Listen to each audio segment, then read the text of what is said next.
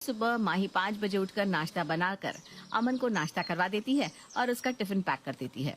Coaching के लिए निकलते वक्त माही 500 की नोट अमन के हाथ में रखकर कहती है, पूरा दिन तो बाहर रहेगा, कुछ खा लेना। नहीं दीदी, तुम फिर से जीजू से मेरे लिए पैसे ले रही हो ना। अरे ये मेरे पैसे हैं जो मैंने घर के खर्च में से बचाए हैं। तू सीधा रात को आएगा। अभी तेरे पास पैसे नहीं होंगे ना, चल मुंह बंद करके रख ली इसे। उधर अमन कोचिंग चला जाता है। इधर 9 बजे पंकज और जयश्री जब नाश्ते के लिए बैठते हैं तब मौका पाकर जयश्री पंकज से कहती है, बेटा संभाल कर, घर में साला और दीवार में आला बहुत खराब होते हैं, धीरे धीरे घर को खोखला कर देते हैं। माही ऐसे तो कभी 5 बजे उठती नहीं, लेकिन अपने भाई के लिए उठ गई। उसे इतने अच्छे से सारा नाश्ता कराया, उसके बाद भी उसके लिए टिफिन पैक करके देने की क्या जरूरत थी बता।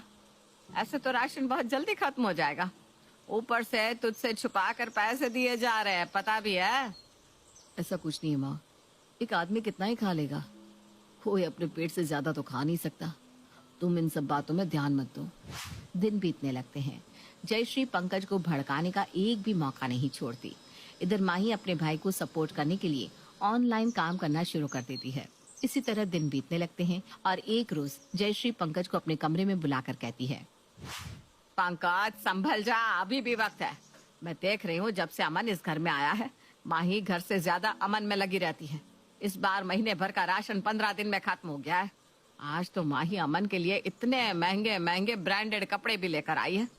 जिन चीजों पर मेरे पोते पोतियों का हक है, वो भला उस अमन को क्यों मिले।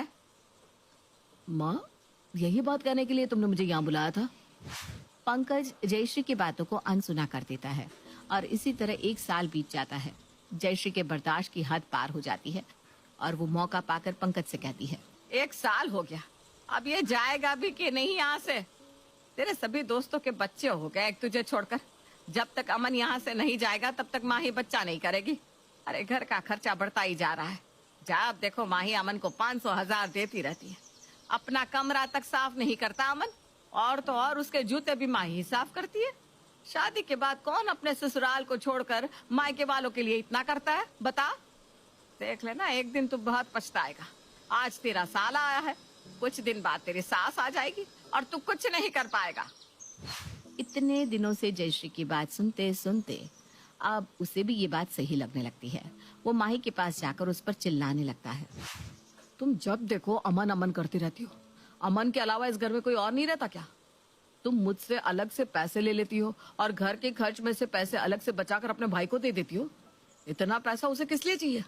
तुम मुझे रोड पर लाकर छोड़ोगी। लाखों खर्च कर दिए तुमने उस पर। वो तो लाट साहब की तरह रात को आता है और सुबह चला जाता है। बैठे बिठाए उसे सब कुछ मिल रहा है।